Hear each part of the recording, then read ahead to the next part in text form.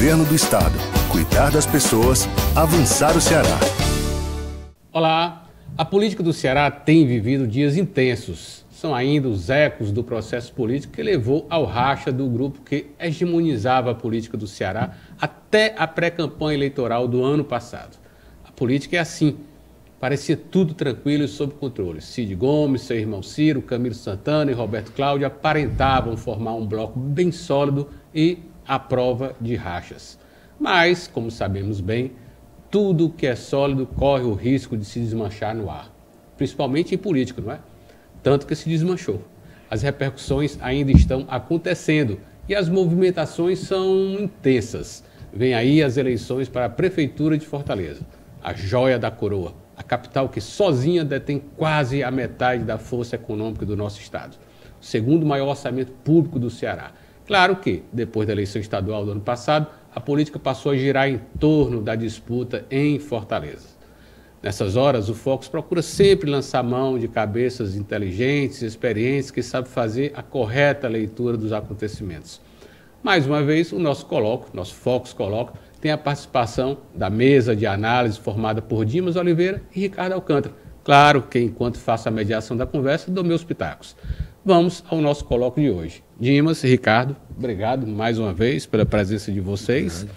E não faz muito tempo, aproximadamente um mês, vocês já estiveram aqui e muita coisa aconteceu de lá para cá. Não com temas novos, em cima da mesma questão. E a questão que se apresenta aí de maneira vigorosa é a eleição para a Prefeitura de Capital, já com racha bem estabelecido, bem clareado no âmbito do PDT, né? O PDT corre o risco de ter o candidato a prefeito, que pode ser, certo, provavelmente a tentativa de reeleição do prefeito José Sarto, né? Ainda fala-se muito ainda na possibilidade de uma candidatura de Roberto Cláudio, né? E pode ter também um ex-pedetista como candidato, né? a prefeito, no caso o presidente da Assembleia, Evandro Leitão, né? E pelo PT. Saindo do PDT, indo para o PT, então tem muita coisa acontecendo, né? Está em ebulição, é um momento interessante, temos uma oposição aqui a um lado e ao outro, no caso representada pelo, assim de maneira mais clara, pelo ex-deputado federal, o capitão Wagner. Enfim, Ricardo, de tempos em tempos a política tem essas, né? Você vê aquele momento em que Ciro rompeu com Tasso e foi apoiar Cid foi apoiar as candidaturas de MDB e PT, no caso José Pimentel e Eunice Oliveira, em 2010, né? Contra o Tasso. Era uma coisa que ninguém esperava muito que acontecesse, mas aconteceu. Aí agora uma ruptura que chega ao nível familiar, né? Cid está de um lado, Ciro Gomes de outro. Né? E de tempos em tempos a política dá provoca esses terremotos aí, né? Que causam uma acomodação, vamos dizer assim, de terras, né? E muda o quadro da política. E muda rápido, né? O mundo da política não gira, capota, né? Como se diz aí nas redes sociais. E aqui no Ceará ele tem capotado sucessivamente, né? Depois que houve essa divisão, né, de poder dentro do PDT, o Ciro com a opção que teve de ser candidato contra uma candidatura extremamente crítica em relação a Lula e independente das forças do PT aqui no Ceará, né? E hoje a sucessão municipal em Fortaleza, a discussão da sucessão municipal em Fortaleza está antecipada por força dessa divisão, né? Se tudo tivesse como antes no Castelo de Abrantes, essa discussão estava sendo mais adiada mais para frente, ou pelo menos sendo menos intensa, né? E mais amena. Estariam todos dizendo aquela frase tradicional: não, o momento está discutindo a eleição, isso é mais adiante, a convenção que decide, esse papo furado aí. A conversa ia ser essa aí. Não está sendo mais possível, né? O processo se antecipou, e mesmo quem estava querendo ficar mais low profile está tendo que se posicionar, como é o caso da Luiziane Lins, da ex-prefeita Luiziane Lins, que estava adotando uma postura mais resguardada, procurando costurar a sua viabilidade mais internamente, e está tendo que sentiu a necessidade de se postar externamente, né? E mesmo aqueles que pretendem se manter mais em segundo plano nessa discussão estão sendo convocados a se posicionar. O caso do ministro Camilo Santana, né? está muito dedicado aos desafios que recebeu de Lula no Ministério da Educação, né? Um ministério que foi desmontado, né? Que está sendo que se reconstruído, mas que não pode tirar o olho daqui. É um olho no gato, o outro no rato, né? No caso, um olho no gato, outro no outro gato, né? É o olho no gato, o outro no outro gato. Lembrando que os 2 últimos prefeitos da capital saíram da presidência da Assembleia Legislativa. Roberto Cláudio era presidente da Assembleia Legislativa. Aliás, bom lembrar o que o Dimas falou sobre o papel o poder, o protagonismo da Assembleia é muito forte, né? Cid Gomes, antes de ser prefeito de Sobral e antes de ser governador do estado, foi presidente da Assembleia Legislativa. Depois, Roberto Cláudio vira presidente da Assembleia Legislativa, mais adiante. Domingos Filho também, com protagonismo político, candidato, foi vice-governador de Cid Gomes. Roberto Cláudio também presidente, virou prefeito de Fortaleza. José Sarto também virou prefeito de Fortaleza. Todos oriundos da Assembleia. Isso. Fato. Isso é muito importante, né? A expressão política que vem do parlamento indo para o executivo. O que se tem que ter muito cuidado é que esse protagonismo político não tente se impor como protagonismo gerencial nos quadros executivos, né? É uma diferença aparentemente sutil. Quer dizer, é que o staff do Estado ele tem um mínimo de perenidade independente das forças políticas que se movimentam no parlamento, né? Eu acho que a saída da Luiziane Lins foi muito importante, o grito que a Luiziane Lins deu. O anúncio da candidatura, da o lançamento da pré-candidatura. É como se dissesse, espera aí, o Brasil perdeu completamente a primazia dos partidos, né? O personalismo comanda os processos, mas no PT não é tanto assim. Quer dizer, para a história recente do PT, é quase que uma forçação, um quadro sair de uma outra organização, num arranjo rápido, para se candidatar pelo PT. O PT de Fortaleza e o PT do Estado do Ceará não tem essa história, né? Então, são questões que eu considero muito importantes nesse contexto, mesmo que seja para barganhar. O movimento da Luiziane é tão forte que não fala dela. Ela reposiciona o conjunto dos outros candidatos. Porque quando a Luiziane diz que ela poderá ser prefeita, então você pode surgir um terceiro candidato nela, né, Evandro, por exemplo? Dimas, só peço que fique um pouco mais próximo do microfone. Então são questões que são muito importantes nesse contexto. Essa movimentação, a fragilização, a divisão da família, né? Na realidade, você tem, para resumir minha fala, 2 contingências inesperadas nas últimas décadas da política cearense. A ida de Camilo Santana, que foi por questões de tensionamento profundo, em que ele aparece como esse elemento para resolver essas questões, e, posteriormente, é humano. Isso trazem muitas implicações, porque uma mudança muito rápida da hegemonia dos grupos políticos e das personalidades políticas no estado do Ceará. Isso movimenta de tal forma política que eleva um nível de complexidade antes impensável. Quer dizer, a ida de Camilo e posterior a ida de Elmano... A ida que você chama é a convocação para ser candidato. A convocação, né? Para ser candidato, o que, por exemplo, hegemonizou um núcleo capaz de levar o Evandro Leitão. Evandro Leitão é, consequentemente, o resultado... Presidente da Assembleia. O presidente da Assembleia... Potencial.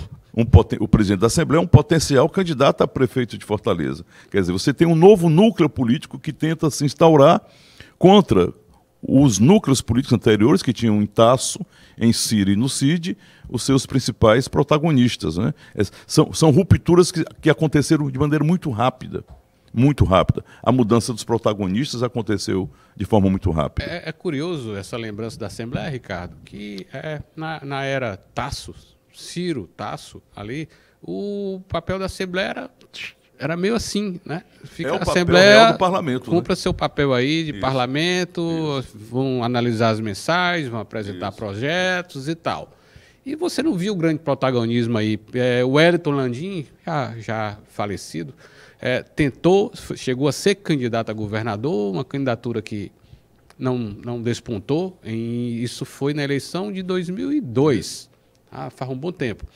Antônio Câmara foi aquela figura. Pois é, mas foi ali presidente da Assembleia, mas não chegou a exercer poder executivo nenhum. Isso, e depois começou essa nova fase aí, né, pós-Cid Gomes, com um papel dos presidentes da Assembleia muito forte. Eu acabei de comentar que os últimos 2 prefeitos de Fortaleza foram presidentes da Assembleia e possivelmente teremos outro presidente da Assembleia candidato a prefeito de Fortaleza, no caso Evandro Leitão, aí, e com apoio do governador, se for candidato, com apoio do Camilo Santana, se for candidato, com apoio do presidente Lula, se o Evandro Leitão for candidato.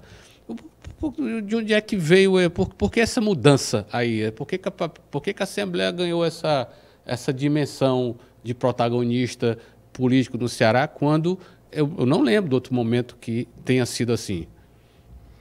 Bom, em primeiro lugar, eu penso que... Mas vamos ficar só um pouquinho aqui nessas questões. Depois eu queria entrar na parte mais dura mesmo dessas articulações políticas, né? A saída de Domingos Filho, ex-presidente da Assembleia, do grupo que ele se articulou na última eleição, em 2022, para governador, foi candidato a vice de Roberto Cláudio e agora deixou o grupo de Roberto Cláudio e migrou para o grupo do governador. Mas, Ricardo, por favor, a sua... Eu vejo assim, a gente pode explorar 2 linhas de reflexão sobre isso.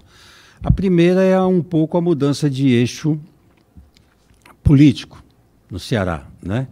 Com a chegada do Cid Gomes ao poder, ao governo do Estado, com o tipo de composição que ele organizou, o governo do Ceará passou a ter uma gestão mais à esquerda do que tinha durante o período do Tasso Gereissati. Digamos assim, se a gente quisesse colocar isso dentro das caixinhas, nós saímos de um social-liberalismo para uma social-democracia, do ponto de vista de orientação geral. Eu acho que esse é um aspecto que impacta na valorização maior do legislativo, né? Porque é um modo mais coletivo de pensar a realidade. Mas tem outros aspectos mais de fundo, eu acho. O próprio desenvolvimento dos municípios no Ceará, né? O fortalecimento da urbanidade no interior do Ceará, o crescimento da classe média, uma economia mais complexa no interior, que não é só mais aquela economia primária, né?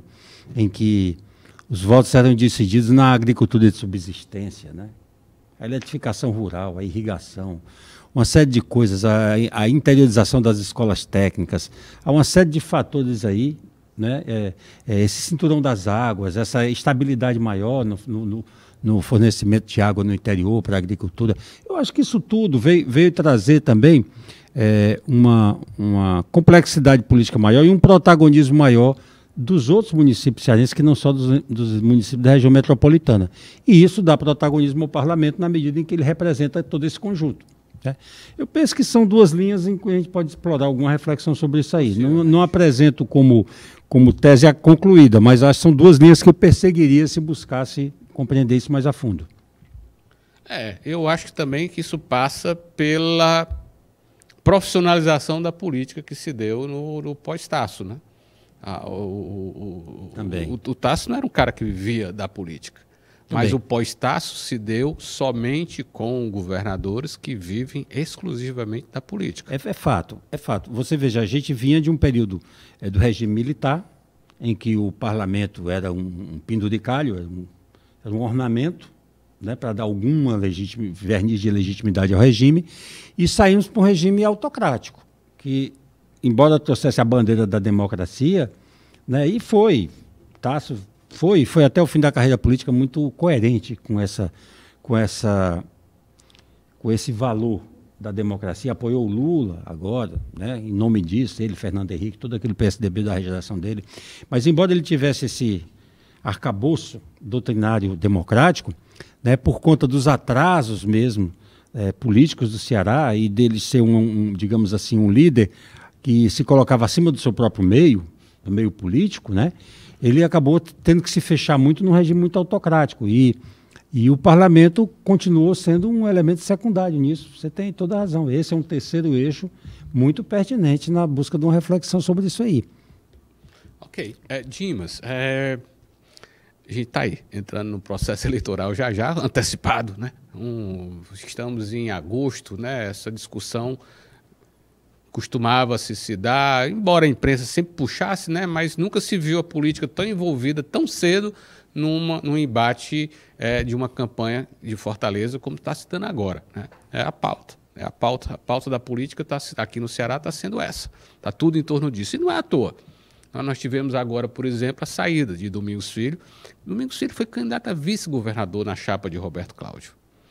Estava lá no grupo, estava lá na prefeitura, ocupando papéis lá, cargos e tal. Embora o PSD continue ocupando cargos lá, mas o Domingos Filho saiu, rompeu. O PSD deixou de ser oficialmente base do candidato José Sarto. Qual a implicação que você vê nisso, Dimos? Assim, de cara a gente vê um esvaziamento da força política em torno de José Sarto. É por aí? Eu acho que é exatamente por aí, Fábio. Evidentemente que um grupo político que ele capitaneia, o Domingos Filho, por mais que ele esteja na prefeitura, tem muitos interesses, tem muitos prefeitos, tem interesses econômicos dos municípios que precisam ter apoio do governo federal, precisam ter apoio do governo estadual. Então é muito complicado você, em homenagem ao passado, continuar com um prefeito sem expressão social, né? Por mais que se compreenda que Fortaleza é cidade pobre, a máquina é muito importante, né? Quer dizer, nesse sentido, a fragilização subjetiva do conjunto da população no que diz respeito a avaliações políticas mais consistentes tem a ver com a nossa pobreza, né? O cara chega, bota um calçamento, 3 vereadores pedem asfalto e as pessoas vão, de maneira muito concreta, analisar, não analisam muito a ideologia, analisam essas concretudes. E talvez essa seja a esperança do Sarto em relação a isso. Eu acho que Domingos Filho observou isso.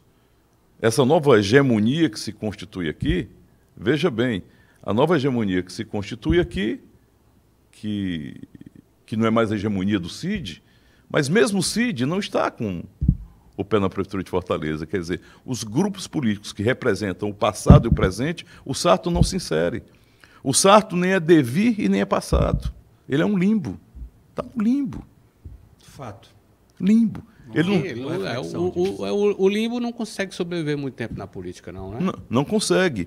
E o que é muito interessante, que para mim isso é mais profundo, é que não se pode dizer que seja incompetência, incompreensão do Sarto, que é um experiente. São as condições objetivas, sociais, políticas e sociais se impondo diante da fragilidade de uma administração. É como se ele tivesse se prostrado de maneira efetiva e ele acreditasse efetivamente que a reprodução não é a reprodução da psique dele, mas do fato concreto dele ser prefeito. Quer dizer, eu vou reproduzir, eu vou continuar como prefeito, como se eu estivesse na inércia. Eu sou prefeito, o prefeito tem direito a se reeleger, o que menos importa são as contradições de maior complexidade. Então, é quase que surreal se o Sarto entrar em qualquer canto, ninguém conhece como uma liderança política. Se você não é conhecido como uma liderança política, o que se diria o traço da personalidade na história, você tem que ser reconhecido pela subjetividade das obras. Das obras. A propaganda que foi feita na época de Juraci era muito boa, quando se dizia, para saber quem é Juraci Magalhães, basta abrir a janela. Se materializa nas obras objetivas, nas obras concretas. Então você tem uma prefeitura que não existe uma personalidade que materialize um esforço político e nem existe uma gestão que se autonomize como uma gestão independente na cabeça das pessoas. Então isso é um limbo. Haja publicidade, haja um esforço final para se fazer alguma coisa. E o Domingos Filho percebeu isso. Mas não tem propaganda boa para produto ruim, não. Que produto ruim? Isso é que você entende mais do que eu. Não tem. Ricardo é publicitário. Ricardo, mas olha, eu falei de Domingos Filho aqui, até para puxar aqui um fio que eu acho muito importante. Domingos Filho é do PSD. O PSD tem 43 deputados federais. É a bancada federal em Brasília que define o tamanho da bancada em Brasília, que define quanto os partidos têm de tempo no horário eleitoral gratuito, quanto os partidos têm de fundo eleitoral. Então, é muito importante nesse sentido. Né? O Ricardo, como publicitário, sabe muito bem o papel que tem os programas de TV na consolidação e na construção de uma candidatura. E hoje, a aliança principal do PDT em Fortaleza, ou de José Sarto, Roberto Cláudio em Fortaleza, é com o PSDB. Se juntar a bancada federal do PDT, são 18, com a bancada federal da aliança da Federação PSDB Cidadania, mais 18, são 36 deputados. Então, um só partido, no caso o PSD, na medida em que deixa o grupo, é maior a dimensão dele de tempo eleitoral, de tempo na campanha, de tempo de TV na propaganda eleitoral, de fundo, a grana que vem para os partidos para fazerem campanha eleitoral. Então, para a gente ter noção do impacto, por isso que eu usei o termo esvaziamento. Né? Não é que esvaziou completamente, mas deu um esvaziado. O pneu ficou murcho. Concorda, Ricardo? Baixou muita calibragem, né? Baixou. Muita pressão. Muito forte. Política. Eu acho que deixou a turma lá muito preocupada, viu? Perder o PSD foi um prejuízo muito grande. Muito grande, do ponto de vista dessa estruturação. Não só porque perdeu, Ricardo, desculpa lhe cortar, não só porque perdeu, porque o PSD, na medida em que deixa o grupo político do prefeito, foi compor o outro. Foi um jogo de 6 pontos. Jogo de 6 pontos. Né? Perdeu aqui, e perdeu com a saída e perdeu com a adesão dos seus ex-aliados ao opositor. É muito interessante isso, a gente observar, porque, principalmente nos estados mais pobres, em que a população depende mais do poder público, essas instâncias são muito fortes, prefeitura, governo, né? Jogam um papel muito determinante. E, por conta disso mesmo, tem muito poder de aglutinação. Né? O poder. Você vê que no Ceará. Alucinação e de convencimento. Convencimento, convencimento do ponto de vista mais pragmático, eu entendi a ironia. Você vê que os partidos políticos no Ceará, eles têm o tamanho que eles têm de representação no poder executivo. O PSDB era imenso quando era poder, hoje é pequeno. O PDT era muito grande. Eu costumava usar uma frase, Ricardo, nos meus tempos de coluna política, né, que era assim: sempre o maior partido do Ceará vai ser aquele que está no poder. Exatamente, sempre. Isso. Você resumiu bem. Mas quando você olha para a gestão do Sarto e para a situação do PDT, da ala do PDT que está com ele, você observa o contrário. Quer dizer, quem luta para romper o isolamento político não é a oposição hoje, é a prefeitura. Incrível, né? É a situação que está lutando para romper com o isolamento, porque você tem 3 desafios. Né? O desafio da esquerda é manter a sua unidade, né? É não permitir que 2014 impacte negativamente em 2026. Né? Ganhar a prefeitura é importante, mas o mais importante é chegar unido em 2026. Né? Então, o desafio da esquerda é manter a unidade dentro do processo da disputa, ainda que a prejuízo da própria viabilidade eleitoral da disputa de 2024. Com certeza, esse é o ponto de limite do Elmano nessa disputa. Ele topa tudo, menos ser prejudicado para 2026. Uma engenharia que o prejudica para 2026 ele não topa. Ele não topa. Então, esse é o desafio da esquerda. O desafio da prefeitura é romper o isolamento. E o desafio da direita, né, que foi representado pelos bolsonaristas, o capitão Wagner, também pelo esse pessoal mais radical do André e do Carmelo, é não se derreter. Né? É não se dispersar por completo. O Ricardo André Fernandes, deputado federal. Isso. Carmelo Neto, deputado estadual. Estão no PL. Esses são os desafios que essas 3 forças vão enfrentar agora para chegar em 2014 com viabilidade. Né? Aliás, enquanto você falava, Ricardo, eu estava pensando, hoje o PDT virou um problema para o José Sarto, do ponto de vista de tamanho. Claro. Era mais negócio que ele tivesse num PL ou no União Brasil da vida, que tem bancada federal. Claro, ele está sujeito agora a lealdades que não colaboram com ele. Não colaboram. E quando ele perde isso que vocês Isso aí do ponto de vista que eu estou falando, gente, da dimensão política e do tempo de TV e da grana que tem pública para fazer campanha. Sim, das viabilidades políticos eleitorais. Nós não estamos fazendo julgamento de pragmatismo, claro. Estamos E fazendo aqui uma leitura pragmática. E indiretamente revela outro ponto. Porque quem tem força no governo federal, quem tem força diante do recurso, Camilo, Elmano, quer dizer, até nesse ponto, o impacto é muito grande. Você não tem interlocução junto aos recursos federais, junto aos bancos de fomento, nenhum, quer dizer, muito diminuto.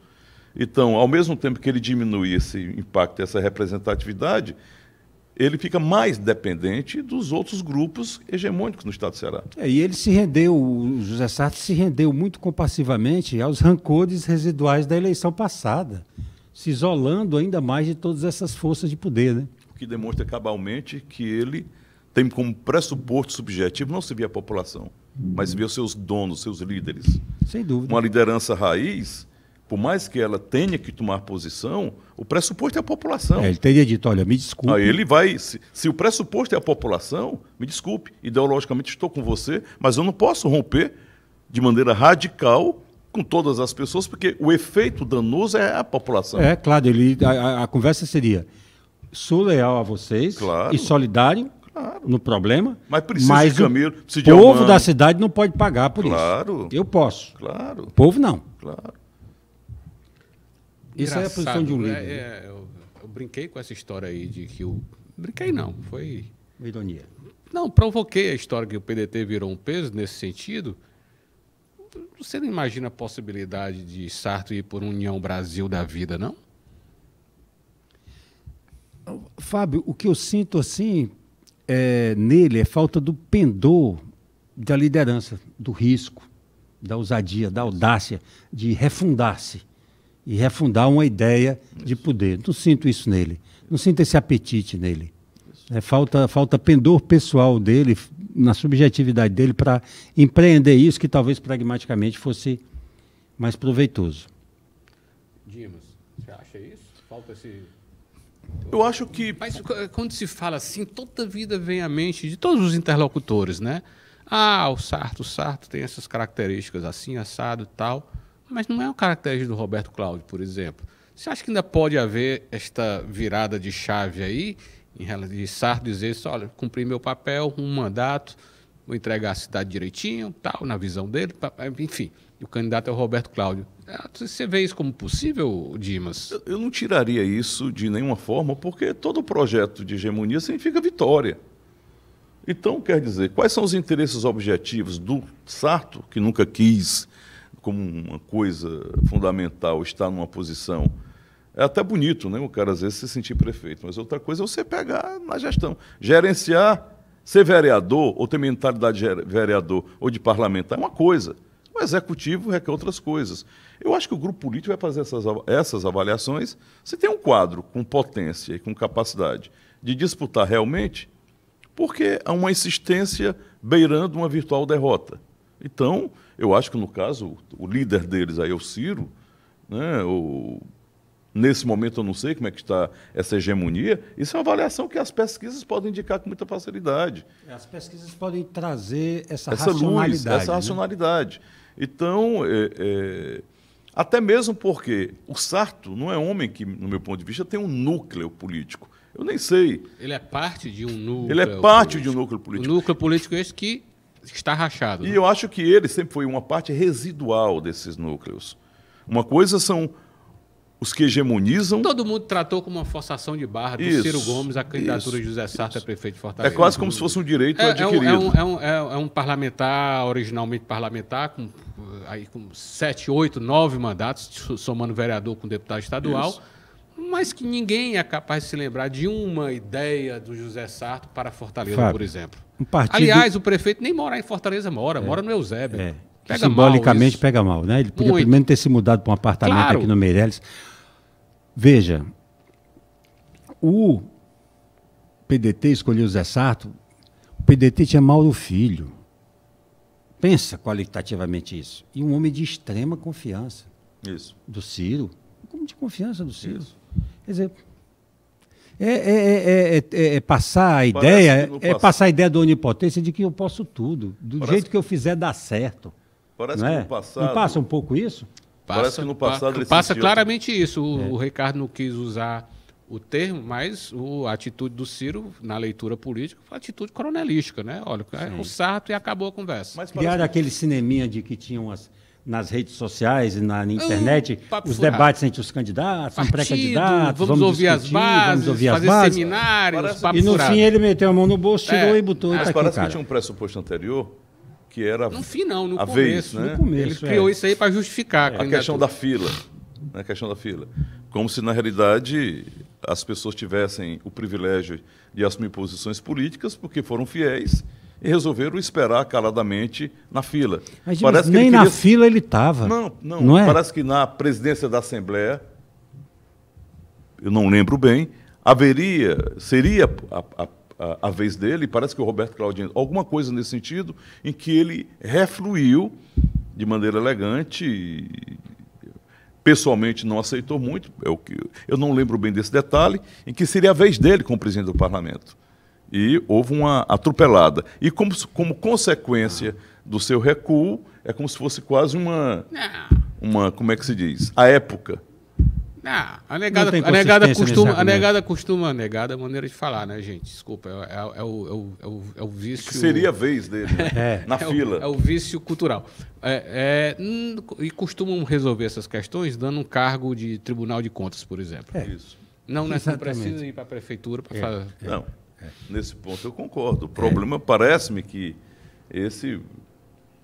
Eu ouvi de algumas pessoas que esse teria sido o sentido. Aliás, nunca foi o candidato de Roberto Cláudio, né? O Roberto Cláudio tinha um candidato nessa que era o secretário dele, né? É. Ou era o operador da gestão, como se diz. Qual é o nome dele? Estou esquecido um pouco agora. Samuel seria o candidato técnico, natural. Qualificado, era o cara jovem, de confiança do já estava no ritmo. Sim. Da gestão, já estava na força de... Tanto que ainda continua, dinâmica. né? A gestão de Sá José Sarto atrapalhou muito a candidatura de Roberto Cláudio a governador. Muito. Foi impactante, negativamente foi impactante. Foi terceiro colocado em Fortaleza e só ganhou numa urna. O Roberto Cláudio só ganhou em Fortaleza para governador em uma urna, Dimas. O prefeito que fez o que esse homem fez. Foi uma sessão. Um grande prefeito. Perderam por ele. Grande prefeito. E você viu um prefeito que simplesmente não apareceu na campanha eleitoral pedindo voto. Nem do ponto de vista do marketing foi usado, do marketing político foi usado na campanha para fazer aquela aparição no programinha de TV, botando lá a sua cara, pedindo voto. Não usaram. E uma fragilidade tão grande que a oposição não precisou nem se valer do argumento de fazer a crítica da má gestão da prefeitura para poder enfrentar e vencer. Não tenho dúvida. Então, foi tão anódino, tão assim, pálido, inodoro e incolor, que nem para não era pertinente.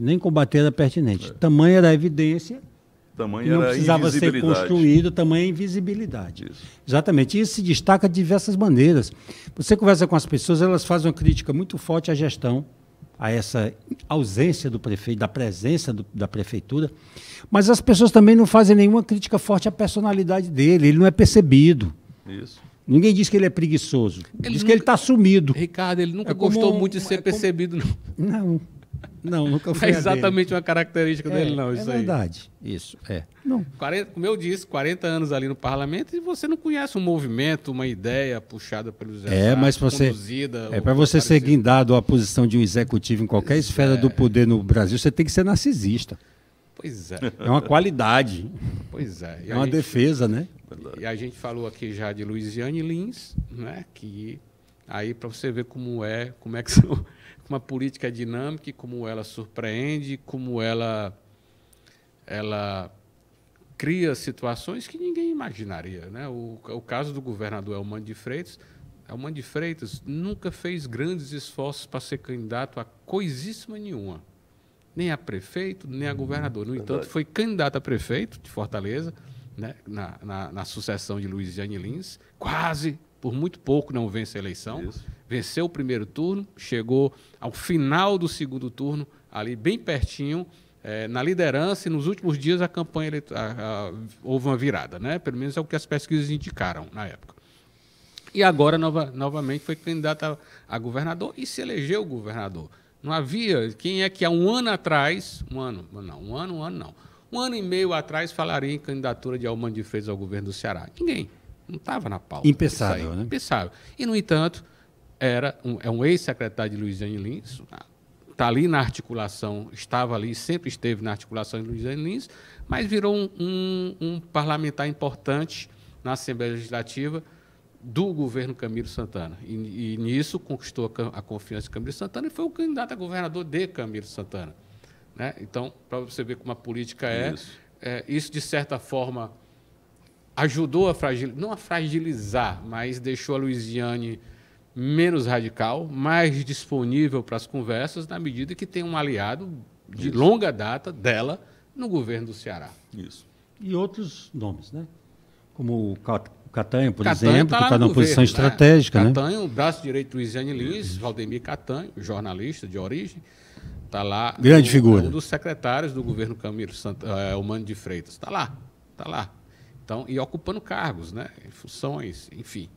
É isso, Dimas. A Luiziane, com isso aí, houve esse processo todo, acabou criando, favorecendo essa articulação para ter uma candidatura, por exemplo, de Evandro Leitão pelo PT, que seria algo inimaginável também há pouco tempo? Porque esse ponto fundamental que você colocou em relação ao Elmano e na relação com a Luiziane, ao mesmo tempo que fortalece a Luiziane pela relação, a fragiliza, por outro ponto, no sentido que ela não pode alegar nada, no sentido de que esteja sendo perseguida ou alguma coisa, porque ela tem um aliado. Não esteja sendo contemplada, né? Contemplada. Isso, por outro lado, coloca a Luiziane também numa situação para além dela, na perspectiva dela ser exigido da Luiziane Lins um olhar mais complexo. E ela tem possibilidade de fazer isso, no sentido de contemplar essa nova hegemonia que está sendo conquistada e a Luiziane dizer simplesmente o seguinte: tudo bem, mas qual é o meu lugar nesse novo processo que vocês se arvoram a construir? Né? Quer dizer, a pergunta dela também seja muitas coisas. É o Senado? O que é? Né? Quer dizer, o que torna mais fácil esse movimento do governo e do próprio Camilo, traz também complexidades muito grandes, porque ela é um quadro que ela tem força, porque a força dela é real, do ponto de vista da subjetividade social. Então, a opinião dela para a população sempre terá um efeito. Né? Se a Luiziane for para um movimento e dizer que é um absurdo estão fazendo com o PT, importando pessoas mediante circunstâncias, isso tem impacto. Então, acho esse momento importante. Na refundação da Luiziane em novas bases em relação a isso, quer dizer, o movimento que se inicia no passado tem influências imensas, né? Seja na questão da hegemonia, na questão da família, na questão da entronização de uma figura como Elmano, com características muito singulares, né? Quer dizer, Elmano tem uma vocação para entender, aprender rápido e entender a importância da gestão. Ele sempre teve essa dimensão. A importância da gestão tem a ver com a personalidade, para além do mero discurso. Nesse ponto ele é muito pragmático em relação a isso. E trabalha de maneira muito bem. Então a Luiziane tem esse papel, talvez seja até determinante nesse espaço. E ela sabe disso. Né? Ricardo? Você estava falando há pouco, né? Quem imaginaria que o Elmano, até um ano e meio atrás, seria o candidato, né? E a escolha dele é muito singular. Tem um aspecto muito interessante. Por quê? O Camilo buscou no Elmano uma síntese.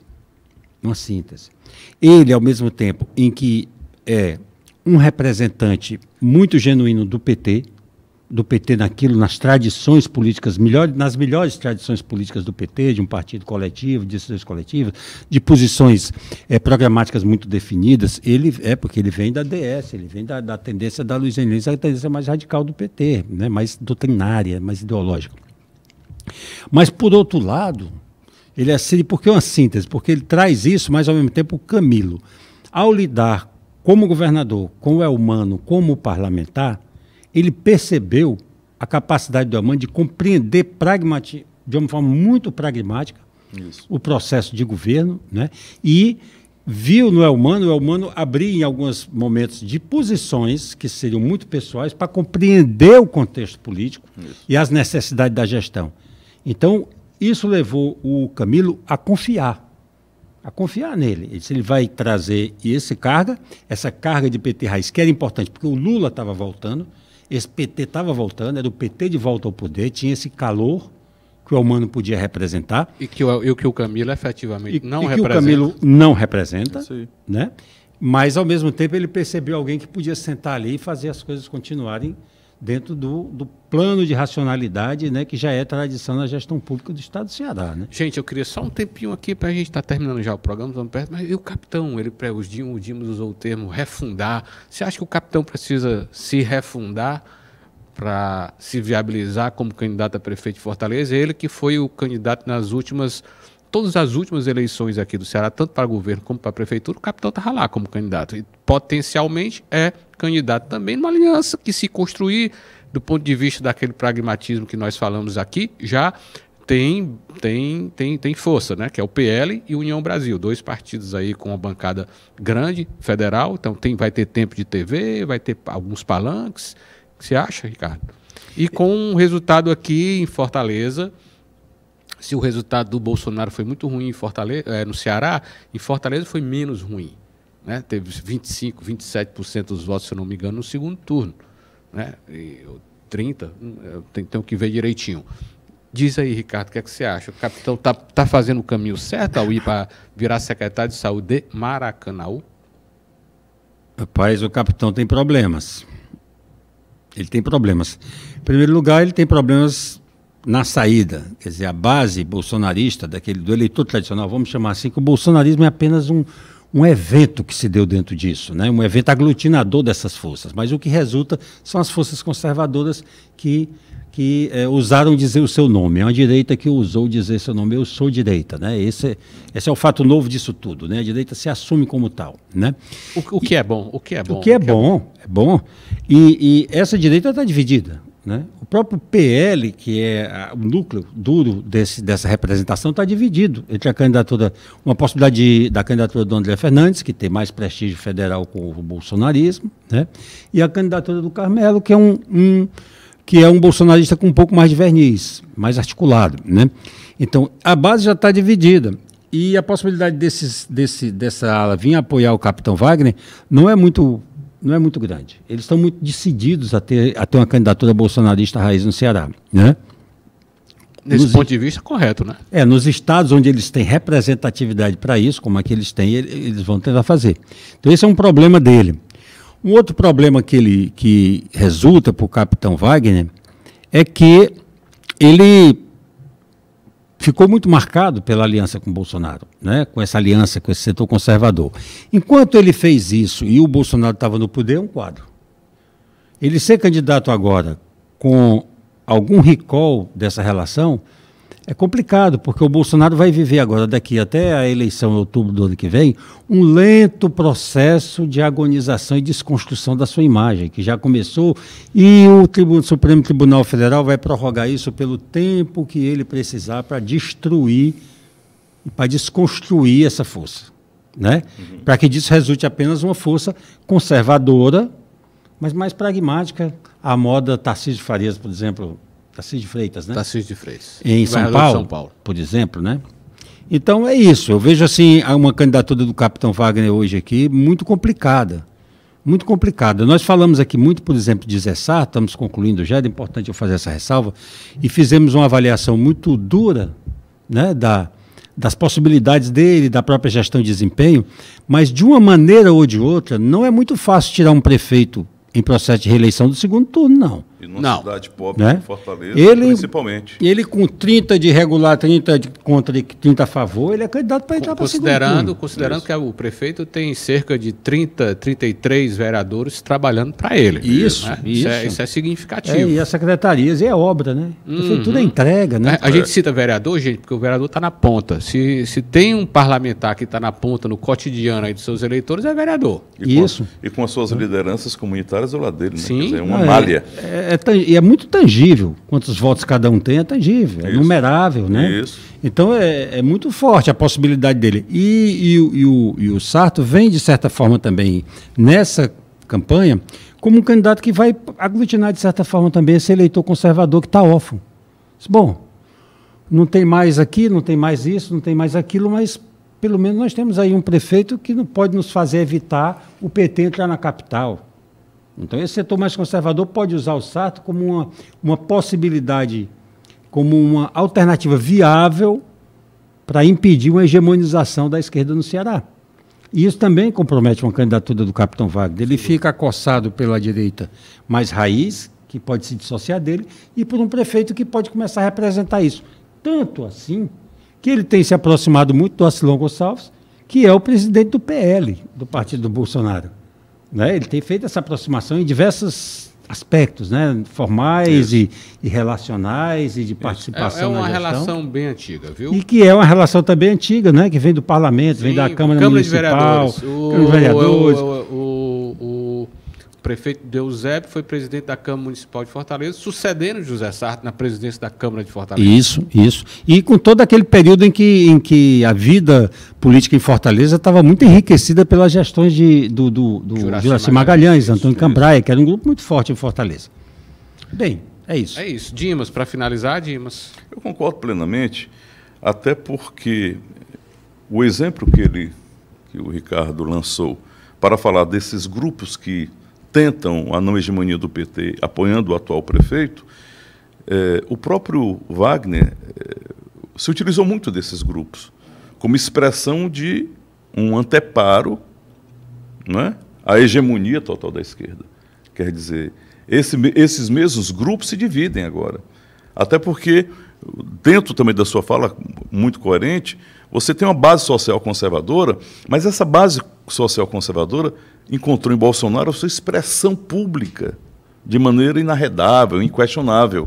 E você não tem mais. E o próprio o Wagner tentou se descolar um pouco dessa imagem. Ele tentou mediar entre a expressão do bolsonarismo e também não ser bolsonarista para tentar alargar sua base social. Então, esse momento... Sob o risco de não ser tijolo nem barro. Né? Isso vai trazer, efetivamente, efeitos nessa eleição. Então, dentro do que você... Eu concordo plenamente dentro das suas avaliações em relação a isso. Maravilha. Mais alguma coisa, Ricardo? Não, um aspecto que eu acho que a gente não ressaltou bem, acho que falta a gente assim, fechar em relação a Luiziane Lins, é o seguinte. A gente percebe que a Luiziane não está fazendo dessa perspectiva de ser candidata a prefeito um cavalo de batalha. Não. Né? Não está. Até a gente percebe, a gente não sei se é a idade, mas a gente percebe, ou se é um fato de estar muito bem realizada. Um dos fatores que eu coloquei foi isso. O fato de Eumano de Freitas estar no governo faz com que ela... Primeiro, ela já tem assento garantido nas negociações com o Eumano lá. Claro. Ela tem acesso pleno ao governador. É isso que o Dimas falou também, de que... Uma pessoa como a Luiziane, com imensa vocação social, toda a sua psique, toda a sua força está na perspectiva de dizer assim, eu posso fazer melhor. Isso que a move.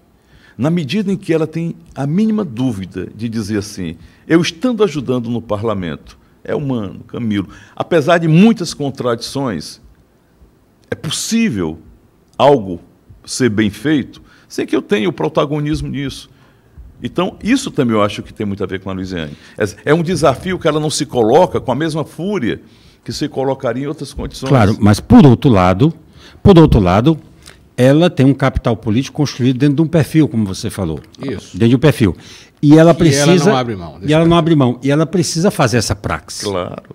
Né? Claro. Quer dizer, na medida em que se tenta trazer o presidente da Assembleia, que é um membro do PDT, para vir se filiar ao PT, isso, e já se filiar ao PT... Como candidato? Com o crachá de candidato, que é uma coisa contrária à tradição do partido, claro, isso praticamente a obriga a ir para um processo de disputa. Por isso que ela já se lançou. Ainda que ela simule isso em grande parte, ainda que em grande parte essa colocação dela na disputa seja uma simulação, ela precisa cumprir esse rito da combatividade dela, né, e da defesa das tradições, das melhores tradições políticas de decisão do partido, né, ainda que para o fim, né, ser vencida por uma candidatura do Elvando, desde que ela saia disso valorizada, né? E pelo menos não saia menor do que entrou. Isso. Sem dúvida. E contemplada, né, nas suas pretensões futuras, sim, né, evidentemente. Claro, sem isso. Gente, como eu disse no começo do programa, tudo muito esclarecedor, né? Eu acho que a nossa conversa aqui com o Ricardo, com o Dimas, eu acho que ela alimenta aí alimento de uma necessidade premente do entendimento desse processo, né? O vai e vem da política, as entrelinhas, enfim, o que é próprio da política, né? Então, só tenho a agradecer mais uma vez ao Dimas e ao Ricardo, e aqui a casa da Vovó Dedé, cuja TV Dedé também transmite o Fox Colóquio, e é onde o programa está sendo gravado, né? E em breve nós estaremos aqui de novo, Ricardo e Dimas, porque essa profusão de acontecimentos não parou, não. Ainda vai se dar, tem muita coisa para acontecer. Esse processo aí envolvendo o presidente da Assembleia, Evandro Leitão, é muito importante, é definidor do quadro, e a gente estará sempre muito atento a isso e em breve os convocarei novamente para uma nova conversa. Muito obrigado a vocês. Suas ordens. É luz, é calor que vem do coração. Cuidar de cada cearense, essa é nossa missão. O povo que vive aqui confia no trabalho pra avançar, pra cantar alto e dizer: eu tenho orgulho do Ceará. A gente cuida pra avançar, esse é o Ceará. Abraça nossa gente, isso é muito Ceará. Acolher, desenvolver, renovar e trabalhar. A gente cuida pra avançar, esse é o Ceará. Abraça nossa gente, isso é muito Ceará. Governo do Estado. Cuidar das pessoas, avançar o Ceará.